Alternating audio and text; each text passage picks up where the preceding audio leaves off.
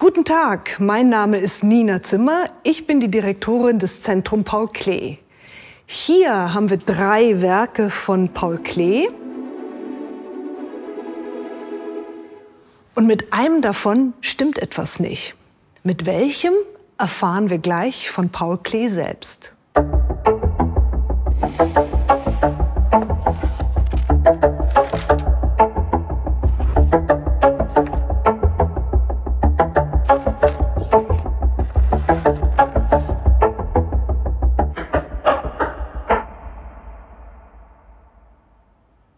1911, mit 32 Jahren, kann Paul Klee seine Werke immer häufiger ausstellen und auch die Verkäufe nehmen zu.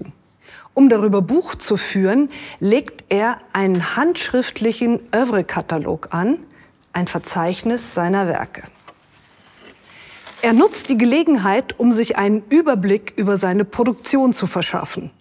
Gründlich wie er ist, fängt er mit einer Auswahl seiner Kinderzeichnungen an.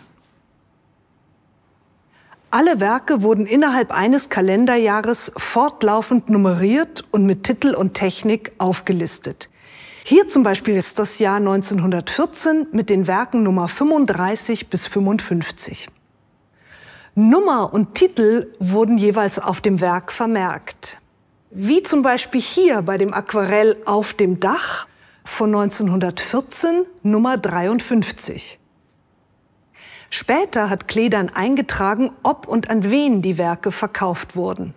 Bei 36 und 51 steht zum Beispiel 1921 verkauft an Goltz. Das war Klees Münchner Galerist. Bei 49 steht Mark. Das bedeutet wahrscheinlich, dass er das Werk Franz Marc gegeben hat. Die beiden Künstler waren befreundet und haben sich gegenseitig Werke geschenkt oder getauscht. Und auf der linken Seite ist die Liste der Bilder einer Verkaufsausstellung zusammengestellt, die in München in der Galerie Tannhäuser und dann in Berlin bei Herwart Walden stattfand. Man sieht die Nettopreise, also ohne die Gewinnmarge für die Galeristen. Ab 1919 nehmen die Eintragungen von Verkäufen ab, denn dafür waren inzwischen Klees Galeristen zuständig. Dafür macht Paul Klee jetzt genaue Angaben zur Technik seiner Werke. Hier zum Beispiel für das Werk Springer von 1930. Aquarellfarben gefirnist, Baumwolle ungrundiert, auf Sperrholz geklebt. Klee hat vorne schmale Spalten eingefügt und klassifiziert seine Werke nun auch nach den Typen Gemälde, Aquarell und Zeichnung. Durch die laufenden Nummern war jetzt allerdings für jedermann ersichtlich, wie viele Werke in einem Jahr entstanden. Das wollte Paul Klee ab 1925 nicht mehr.